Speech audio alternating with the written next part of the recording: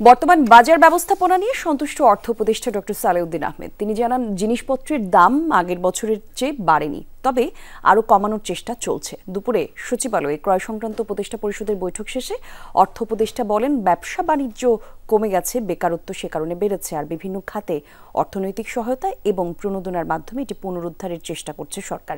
আরও বলেন, বিগত সরকার সংশ্লিষ্ট অনেকের ব্যবসা প্রতিষ্ঠান তাদের নিজেদের কারণে বন্ধ করতে হয়েছে, তারপরেও সেখানকার শ্রমিকদের কর্মসংস্থানের চেষ্টা চালিয়ে যাচ্ছে অন্তর্বর্তী সরকার।